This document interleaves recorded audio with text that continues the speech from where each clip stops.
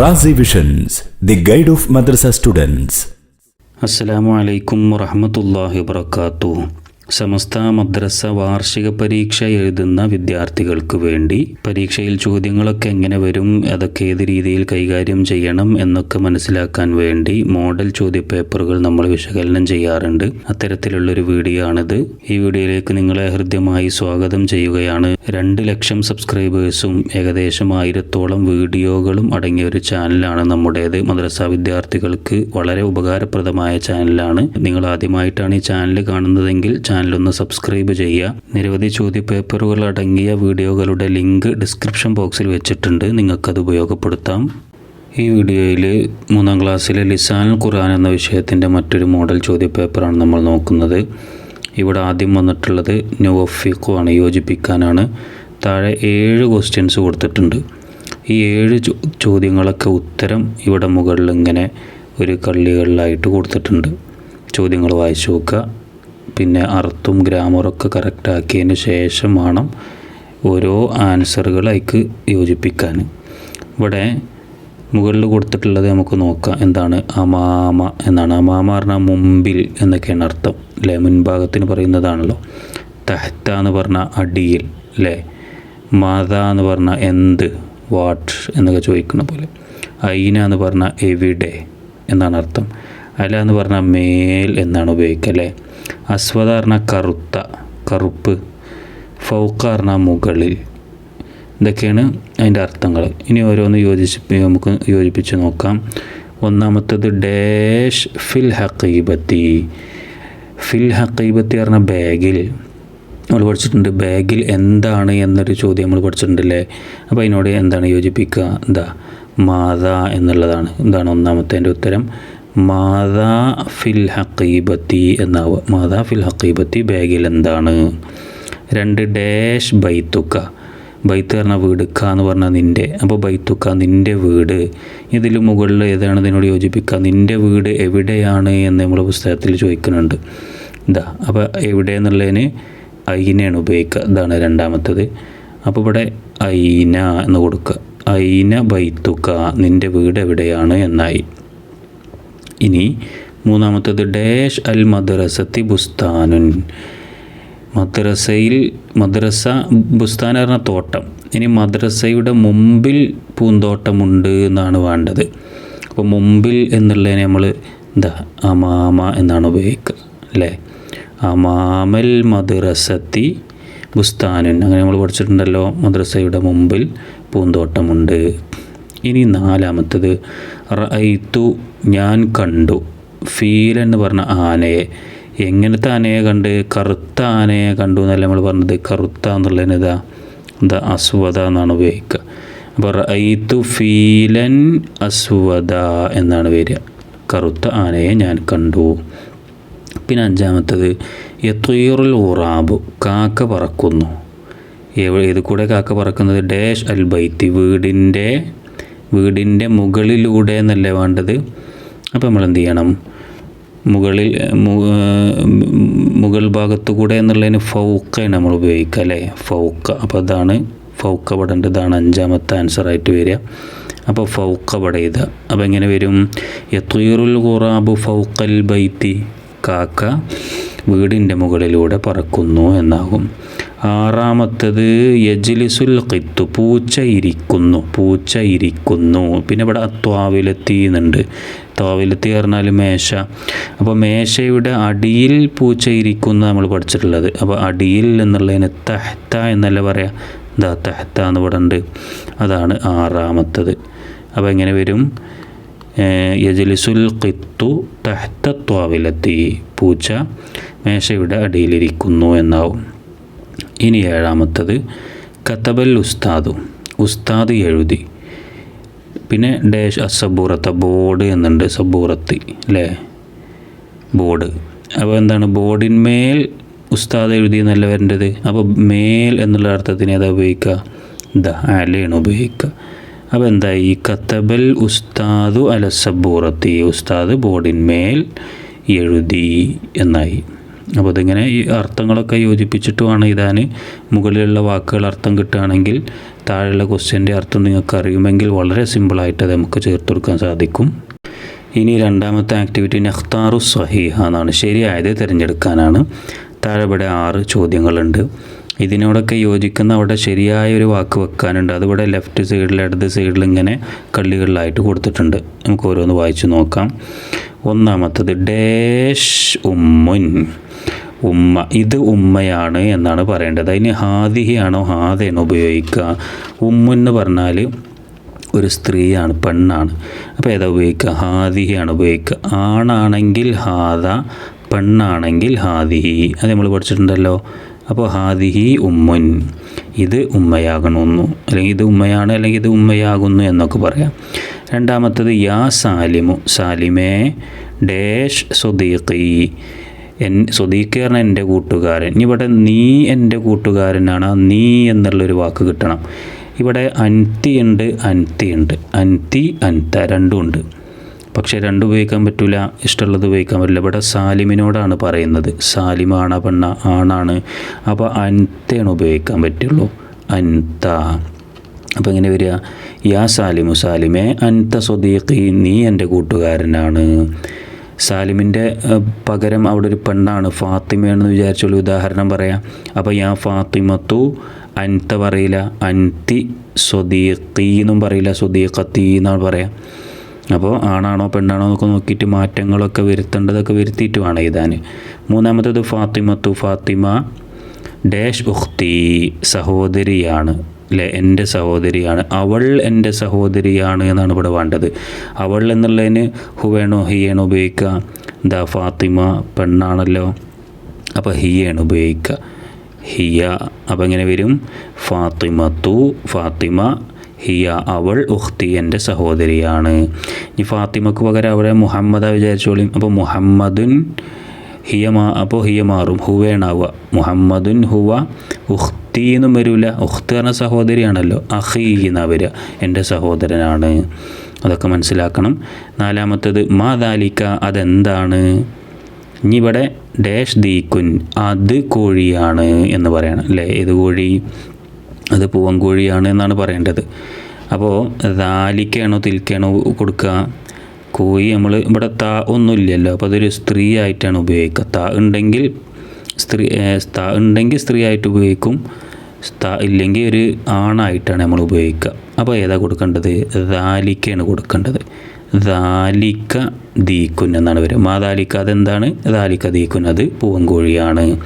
അത് ഒരു ഇങ്ങനെ ക്വസ്റ്റ്യൻ വന്നാൽ ഇങ്ങനെ മാ ദാലിക്ക എന്നൊരു ക്വസ്റ്റ്യൻ വരികയാണെങ്കിൽ, ഇതേപോലെ ക്വസ്റ്റ്യൻ വരികയാണെങ്കിൽ, അല്ലെങ്കിൽ മൻ ദാലിക്കൊക്കെ വരികയാണെങ്കിൽ ദാലിക്ക തന്നെയാണ് അതിൻ്റെ പിന്നാലെ ആൻസറിൽ ചേർത്ത് കൊടുക്കേണ്ടി വരിക. ഇനി മാ തിൽക്ക എന്നാണ് ചോദ്യമെങ്കിലോ, അപ്പോൾ ആൻസറിൽ തിൽക്ക എന്നാണ് വരിക. മനസ്സിലായിട്ടില്ല? മൻ ദാലിക്ക എന്നാണ് ചോദ്യമെങ്കിൽ ആൻസറിൽ ദാലിക്ക എന്ന് ആദ്യം വരും. മൻ തിൽക്ക എന്നാണ് ചോദ്യമെങ്കിൽ ആൻസറിൽ തിൽക്ക എന്ന് ആദ്യം വരും. ഇവിടെ നോക്കൂ, മാ ദാലിക്ക ദാലിക്ക ദീക്കുൻ. മാ തിൽക്കയാണെങ്കിൽ തിൽക്ക ദജാജത്തുൻ എന്ന് പറയണം, ആണ് പെണ്ണായിട്ട് മാറണം. മനസ്സിലാക്കുക. അഞ്ചാമത്തത് ഡാഷ് മുസ്ലിമുൻ. ഇവിടെ അനയുണ്ട്, നെഹ്നു ഉണ്ട്. അന എന്ന് പറഞ്ഞാൽ ഞാൻ, നെഹ്നു പറഞ്ഞാൽ ഞങ്ങൾ അല്ലെങ്കിൽ നാം എന്നൊക്കെ പറയാം. അപ്പോൾ മുസ്ലിമുൻ എന്ന് പറഞ്ഞാൽ ഇവിടെ ഒരാളുള്ളൂ, മുസ്ലിമുൻ ഒരാളുള്ളൂ. അപ്പോൾ ഒരാൾ ഇപ്പോൾ ഇതിൻ്റെ മുമ്പുള്ളതിൽ ദാലിക്കാണ് ഉപയോഗിക്കുക. നമ്മൾ ടിക്ക് ചെയ്തിട്ടില്ല, ടിക്ക് ചെയ്യേണ്ട ആവശ്യമൊന്നുമില്ല. ഞാൻ എനിക്ക് പെട്ടെന്ന് മനസ്സിലാകാൻ വേണ്ടി ഞാൻ ടിക്ക് ചെയ്ത് കാണിച്ചതാണ്. ഇനി അഞ്ചാമത്തത് ഇപ്പോൾ നമ്മൾ പറഞ്ഞത് മുസ്ലിമുൻ എന്ന് പറഞ്ഞാൽ ഒരാളുള്ളല്ലോ, ഞാൻ മുസ്ലിമായ ഒരാളാണ്, ഞാൻ മുസ്ലിമാണ് എന്നുള്ള അർത്ഥത്തിൽ. അപ്പോൾ ഒരാളുള്ളൂ അവിടെ കുറേ ആൾക്കാർ വേണമെങ്കിൽ മുസ്ലിമൂന എന്ന് പറയണം. അപ്പോൾ ഈ നെഹ്നു പറ്റൂല. അന ഞാൻ എന്ന് പറഞ്ഞാൽ ഒരാളല്ലേ ഉള്ളൂ. അപ്പോൾ അന എന്നാണ് ചേർക്കുക. അന മുസ്ലിമുൻ, ഞാൻ മുസ്ലിമാണ് എന്നർത്ഥം. ഇനി ഞങ്ങൾ മുസ്ലിങ്ങളാണ് എന്ന് വേണമെങ്കിൽ എന്ത് വേണം? നെഹ്നു ചേർക്കണമെങ്കിൽ മുസ്ലിമെന്ന് പോരാ, മുസ്ലിമൂന എന്ന് വേണം, അല്ലെങ്കിൽ മുസ്ലിമാത്തുൻ എന്നൊക്കെ വേണം. മനസ്സിലായിട്ടുണ്ടാവും. ആറാമത്തത് ഡാഷ് അൽ വലതു ഇലൽ മദ്രസത്തി, വലത് കുട്ടി ഇലൽ മദ്രസത്തി മദ്രസയിലേക്ക്. ഇവിടെ യദ്ഹബു തദ്ഹബു, യദ്ഹബു തദ്ഹബു എന്നൊക്കെ പറഞ്ഞാൽ പോകുന്നു എന്നാണ്. പക്ഷേ വലത് കുട്ടി ആണായതുകൊണ്ട് ഏതേ ഉപയോഗിക്കാൻ പറ്റുള്ളൂ? യദ്ഹബു ഉപയോഗിക്കാൻ പറ്റുള്ളൂ. നേരത്തേൽ അനയാണ്, ഇവിടെ കുട്ടി ആണായതുകൊണ്ട് യദ്ഹബു യദ്ഹബുൽ വലതു ഇലൽ മദ്രസത്തി, ആൺകുട്ടി മദ്രസയിലേക്ക് പോകുന്നു എന്നർത്ഥം. ഇനി ഈ വലതിൻ്റെ പകരം അവിടെ ബിൻത്താന്ന് വിചാരിച്ചോളൂ. പെൺകുട്ടിയാണെങ്കിൽ അപ്പോൾ യദ്ഹബ് പറ്റൂല, തദ്ഹബ് ആണ് പറ്റുള്ളൂ. മനസ്സിലായിട്ടുണ്ടാവും. ഇനി അടുത്തൊരു ആക്ടിവിറ്റി നോക്കൂ. നുക്കമ്മിൽ പൂരിപ്പിക്കാനാണ്. ഇവിടെ 3 കാര്യങ്ങൾ ഇവിടെ ഉണ്ട്. ഇത് പിന്നെ അതിൻ്റെ ബാക്കി എൻ്റെ ഇടയിൽ ഒന്ന് വിട്ടുപോയിട്ടുണ്ട്. അതിൻ്റെ അവസാനമുള്ളത് ഇവിടെ ഉണ്ട്. നോക്കൂ, ഹിയ ഡാഷ് ഹുന്ന എന്നുണ്ട്. നമ്മളിത് സർഫാക്കാനൊക്കെ പഠിച്ചിരുന്നില്ലല്ലേ? ഹുവ, ഹുമ, ഹും. അത് കഴിഞ്ഞിട്ടുള്ള അതിൻ്റെ താഴെ പഠിച്ച 3 എണ്ണമാണ് ഇവിടെ ചോദിക്കുന്നത്. ഹിയ, പിന്നെ ഇവിടെ ഹുമ തന്നെയാണ്. ഹിയ, ഹുമ, ഹുന്ന അല്ലേ? ഇനി അതോ ഒന്ന് കഴിഞ്ഞു. രണ്ടാമത്തത് അൻതി. അൻതി കഴിഞ്ഞിട്ട് എന്താ? അഥവാ അൻത, അൻതുമ, അൻതും കഴിഞ്ഞു. പിന്നെ അതാ അൻതി കഴിഞ്ഞാൽ പിന്നെ അൻതുമ എന്നാണ് വരിക. അൻതുമ, അൻതുന്ന എന്നായില്ലേ? അപ്പോൾ ഇതിങ്ങനെ നോക്കുകയാണെങ്കിൽ ഹുവ, ഹുമ, ഹും, ഹിയ, ഹുമ, ഹുന്ന, അൻത, അൻതുമ, അൻതും, അൻതി, അൻതുമ, അൻതുന്ന, പിന്നെ അന, നെഹ്നു, ഇതൊക്കെ നിങ്ങൾ പഠിച്ചിട്ടുണ്ടാവും. അതൊക്കെ മനസ്സിലുണ്ടാവുക. അതൊക്കെ പൂരിപ്പിക്കാൻ എന്തെങ്കിലുമൊക്കെ ആയിട്ട് വരാൻ ചാൻസ് ഉള്ള ചോദ്യങ്ങളാണ്. മൂന്നാമത്തത് സിത്തത്തുൻ 6, പിന്നെ ഡാഷ് സമാനിയത്തുൻ 8. അപ്പോൾ ഇവിടെ 7 എന്താ പറയുക? സിത്തത്തുൻ കഴിഞ്ഞിട്ട് സബ്അത്തുൻ എന്നാണ് പറയുക അല്ലേ? സിത്തത്തുൻ, സബ്അത്തുൻ, സമാനിയത്തുൻ. ആനിയയിൽ 2 ചോദ്യം ഇവിടെ ബാക്കിയുണ്ട്. നാലാമത്തത് ദാരിസുൻ, പിന്നെ ദാരിസാനി. അത് കഴിഞ്ഞിട്ട് പിന്നെ ഞാൻ എന്താ ഇവിടെ ചേർക്കുക? ദാരിസൂന എന്നാണ് ചേർക്കുക. ദാരിസുൻ എന്ന് പറഞ്ഞാൽ വിദ്യാർത്ഥി, ഒരാളാണ്. ദാരിസാനി 2 വിദ്യാർത്ഥികൾ. ദാരിസൂന പറഞ്ഞാൽ വിദ്യാർത്ഥികൾ, കുറേ വിദ്യാർത്ഥികളുണ്ട്. ജം, മുഫ്രദ്, മുസന്ന, ജം എന്നൊക്കെ പറഞ്ഞില്ല. ഒന്നാണെങ്കിൽ മുഫ്രദ്, അതാണ് ദാരിസുൻ. 2 ആണെങ്കിൽ മുസന്ന, അതാണ് ദാരിസാനി. 2ൽ കൂടുതലുണ്ടെങ്കിൽ ജം, അതാണ് ദാരിസൂന. ഇനി അതേപോലെ 5-മത്തത് നമ്മൾ മറ്റേ മുത്തസിലായ ലമീർ, മുൻഫസിലായ ലമീറൊക്കെ പഠിച്ചിട്ടുണ്ടാവും. കിതാബുൻ, അതൊക്കെ ഒരു കും കൂട്ടിയാൽ പിന്നെ എന്താണ് വരിക? കിതാബു കും എന്നല്ല വരിക, കിതാബു കും എന്നായി. കിതാബുൻ പ്ലസ് കും ഈസിക്കൽ ടു കിതാബു കും. ഇനി 4-മത്തെ ആക്ടിവിറ്റി എന്താണ്? നക്തഷിഫുൽ മാലിയ വൽ മുലാരി. മാലിയും മുലാരിയും വേർതിരിച്ച് എഴുതാനാണ്. ഇവിടെ 2 കോളങ്ങൾ കൊടുത്തിട്ടുണ്ട്. മാലി, ഇതാ മാലി, ഇവിടെ മാലിയായ ഫീലുകളാണുള്ളത്. പിന്നെ ഇവിടെ മുലാരി എന്ന് കൊടുത്തിട്ടുണ്ട്. മുലാരിയായ ഫീൽ ഇവിടെ ഉണ്ട്. പിന്നെ 2 കാര്യങ്ങളാണ്. മാലി എന്ന് പറഞ്ഞാൽ നമ്മൾ അതിൻ്റെ അർത്ഥം നോക്കുമ്പോൾ ചെയ്ത് കഴിഞ്ഞിട്ടുണ്ടാവും. ഇപ്പോൾ വന്നു, ഇരുന്നു, കുടിച്ചു, കിടന്നു, ഓതി, ഇതൊക്കെയാണ് മാലി. നമ്മൾ ചെയ്ത് കഴിഞ്ഞ കാര്യങ്ങളാണ്. മുലാരി എന്ന് പറഞ്ഞാൽ ഇനി നമ്മൾ ചെയ്യാൻ പോകുന്നതാണ്. ഏതാ? വരും, ഇരിക്കും, പഠിക്കും, കിടക്കും. മനസ്സിലായില്ലേ? അതൊക്കെയാണ് മുലാരി. പിന്നെ വേറൊരു എളുപ്പ വഴി, മുലാരിൻ്റെ തുടക്കത്തിൽ ചിലപ്പോൾ ഇതാ ഇവിടെ ഉണ്ട് യാന്നുണ്ടാവും. യാന്നോ യൂന്നൊക്കെ ഉണ്ടാവും. അല്ലെങ്കിൽ താന്നോ തൂന്നൊക്കെ തുടക്കത്തിലുണ്ടാവും. അപ്പോൾ അത് കാണുമ്പോൾ നമുക്ക് മനസ്സിലാക്കാം അത് മുലാരിയാണ്. അങ്ങനെയൊക്കെ നമുക്കിത് എഴുതാം. ഇനി നോക്കുക, മാലി. ഇവിടെ ഫസ്റ്റ് ഒരു മാലി വിട്ടു പോയിട്ടുണ്ട്. പക്ഷേ അതിൻ്റെ മുലാരി ഇവിടെ കൊടുത്തുക്കണു. യക്തുബു. യക്തുബു പറഞ്ഞാൽ എഴുതും എന്നാണ്. അപ്പോൾ എഴുതി എന്നുള്ള എൻ്റെ മാലി നമ്മൾ പഠിച്ചിട്ടുണ്ട്. കതബ എന്നാണ് പറയുക. കതബ. ശരിക്കും അവൻ എഴുതി എന്നാണ് പറയേണ്ടത്. പിന്നെ യക്തുബു പറഞ്ഞാൽ അവൻ എഴുതും എന്നാണ് പറയുക. നോക്കൂ, ഇവിടെ 2-മത്തത് ഖറജത്ത് എന്ന് ഇവിടെ ഉണ്ട്. ഖറജത്ത് എന്ന് പറഞ്ഞാൽ അവൾ പുറപ്പെട്ടു എന്നാണ്. അത് പെണ്ണായി മാറി. അപ്പോൾ അവൾ പുറപ്പെടും എന്നർത്ഥത്തിൽ ഇവിടെ മുലാരി എന്താ വേണ്ടത്? തഖ്റുജു ആണ് വേണ്ടത്. തഖ്റുജു. യഖ്റുജു അല്ല, തഖ്റുജു ആണ്. ഖറജത്താവുമ്പോൾ തഖ്റുജു ആണ് വേണ്ടത്. പിന്നെ അത് മനസ്സിലാക്കാനുള്ള എന്താണെന്ന് വെച്ചാൽ, മാലി ആവുമ്പോൾ പെണ്ണാവണമെങ്കിൽ ലാസ്റ്റ് ഒരു ത് എന്ന് കൂടും. മാലിയിൽ അത് പെണ്ണാവണമെങ്കിൽ ലാസ്റ്റ് ത്. ഇപ്പോൾ കത്തബയാണെങ്കിൽ കത്തബത്ത്. കത്തബ പറഞ്ഞാൽ അവൻ എഴുതി, കത്തബത്ത് പറഞ്ഞാൽ അവൾ എഴുതി. നേരെ മറിച്ച് അത് മുലാരി ആവുമ്പോൾ ആ പെണ്ണിനെ സൂചിപ്പിക്കാനുള്ള ഫസ്റ്റ് ഇക്കാരുണ്ടാവുക. തഖ്റുജു, അവൾ പുറപ്പെടും, അല്ലെങ്കിൽ അവൾ പുറപ്പെടുന്നു. യക്തുബു എന്നുള്ളത് അവൻ എഴുതുന്നല്ല നമ്മൾ പറഞ്ഞത്. അത് അവൾ എഴുതുന്നാവുമ്പോൾ തക്തുബു എന്നാകും. സിമ്പിളാണ്. ഇനി ഇവിടെ താഴെ യർജിഉ എന്നുണ്ട്. മടങ്ങും, അവൻ മടങ്ങും. അപ്പോൾ അവൻ മടങ്ങി എന്നുള്ളതിന് എന്താ പറയുക? റജഅ എന്നാണ് പറയുക. റജഅ. റജഅൻ്റെ മുലാരിയാണ് യർജിഉ. ഇനി കാല ഉണ്ട് താഴെ, കാല പറഞ്ഞു, അവൻ പറഞ്ഞു. അപ്പം ഇനി അവൻ പറയും എന്നുള്ള മുതാരി വേണം. അതിന് യഖൂലു എന്നാണ് വരിക. കാല യഖൂലു. അപ്പോൾ കതബ യക്തുബു, ഖറജത്ത് തഖ്റുജു, റജഅ യർജിഉ, കാല യഖൂലു. ഇതൊക്കെയാണ് മാളി മുതാരിയും. ഇനി ഇവിടെ അഞ്ചാമതൊരു ആക്ടിവിറ്റി നക്തുബുൽ ലിദ്ദ എന്നാണ്. ലിദ്ദ് പറഞ്ഞാൽ ഓപ്പോസിറ്റ് എഴുതാനാണ്, വിപരീതം എഴുതാനാണ്. ഇപ്പോൾ ഇതിൽ ഒന്നാമത്തത് അമാമ എന്നാണ്. അമാമ പറഞ്ഞാൽ മുമ്പിൽ നിന്നല്ല നമ്മൾ പഠിച്ചത്. അതിൻ്റെ പിന്നിൽ എന്നുള്ളതിന് എന്താ പറയുക? വറാ എന്നാണ് പറയല്ലേ. അമാമ വറാ, പിന്നിൽ. ഇനി അതുപോലെ തന്നെ ഫൗക്കയാണ്. ഫൗക്ക പറഞ്ഞാൽ മുകളിൽ നിന്നാണ്. അപ്പോൾ അതിൻ്റെ ഓപ്പോസിറ്റ് എന്താ വരിക? മുകളിൽ, അടിയിൽ നല്ല വരിക, അടിയിൽ. അതിനെന്താ പറയുക? അതിന് തഹ്ത എന്നാണ് പറയുക. തഹ്ത, അടിയിൽ. പിന്നെ മൂന്നാമത്തത് യമീനുൻ. യമീൻ എന്ന് പറഞ്ഞാൽ വലത് ഭാഗത്തിനാണ് യമീൻ എന്ന് പറയാം. അപ്പോൾ ഇടത് ഭാഗത്തിന് എന്താ പറയുക? അതിൻ്റെ ഓപ്പോസിറ്റ് ഇടത് ഭാഗത്തിനല്ല ഇടത് എന്ന് എഴുതിയേക്കരുത്. എന്താണ് എഴുതിയേക്കേണ്ടത്? ഷിമാലുൻ എന്നാണ്. യമീനുൻ അതിൻ്റെ ഓപ്പോസിറ്റ് ഷിമാലുൻ. അമാമ വറാ, ഫൗക്ക തഹ്ത, യമീനുൻ ഷിമാലുൻ. ഇനി അടുത്ത ആക്ടിവിറ്റി നക്തശിഫുൽ മുഫ്രദ വൽ ജംഉ. മുഫ്രദും ജംഉം ലാക്ക് പഠിച്ചിട്ടുണ്ടാവും. മുഫ്രദ് പറഞ്ഞ ഏകവചനം അഥവാ ഒന്നിനെ സൂചിപ്പിക്കുന്നതാണ് മുഫ്രദ്. ജംഉ എന്ന് പറഞ്ഞാൽ രണ്ടല്ല, 2+2 കൂടുതൽ എത്ര ഉണ്ടെങ്കിലും അത് ജംഉ ആണ് അല്ലേ. ഇവിടെ ദാ ഒന്നാമത്തത് കലമുൻ. കലമെന്ന് പറഞ്ഞാൽ പേന. അപ്പോൾ അതിൻ്റെ ജംഉ പേനകൾ എന്നാണ് വരേണ്ടത്. അതിൻ്റെ ജംഉ അപ്പോൾ ഇങ്ങനെ വരിക? അഖ്ലാമുൻ എന്നാണ് വരിക. അഖ്ലാമുൻ, പേനകൾ. ഇവിടെ ജംഉ ഇവിടെ ഉണ്ട് രണ്ടാമത്തേൽ. രണ്ടിൽ ജംഉ ഇതിവിടെ അഷ്ജാറുൻ, മരങ്ങൾ എന്നുണ്ട്. അതിൻ്റെ ജംഉ അപ്പോൾ മരം എന്നല്ല വരിക. അല്ല ജംഉ അല്ല മുഫ്രദ്. അപ്പോൾ എന്താ വരിക? ഷജറുൻ, ഷജറത്തുൻ, ഷജറുൻ, അഷ്ജാറുൻ എന്നാണ് എന്ത് വരിക? പിന്നെ അതിൻ്റെ ജംഉ വരിക. ഇനി ഇവിടെ മുഫ്രദ്, മൂന്നാമത്തെ മുഫ്രദ് ഇവിടെ ഉണ്ട്. ത്വാവിലത്തുൻ, മേശ. ഒന്നുള്ളല്ലോ. ഈ മേശകൾ എന്നാവണമെങ്കിൽ എന്ത് വേണം? ത്വാവിലാത്തുൻ എന്നാണ് അതിൻ്റെ ജംഉ. ത്വാവിലത്തിൻ്റെ ത്വാവിലാത്തുൻ എന്നാണ് വരിക. പിന്നെ അതിൻ്റെ താഴെ നാലാമത്തത് മുഫ്രദ് ഇവിടെ ഇല്ല, ജംഉ ഇവിടെ കൊടുത്തിട്ടുണ്ട്. നഹ്നു, ഞങ്ങൾ എന്നാണ് ജംഉ അല്ലേ. ഞങ്ങൾ എന്ന് പറഞ്ഞാൽ കുറേ ആൾക്കാരുണ്ടല്ലോ. അപ്പോൾ അതിൻ്റെ ഒരാൾ എന്താ വരിക? ഞാൻ എന്നാ വരിക.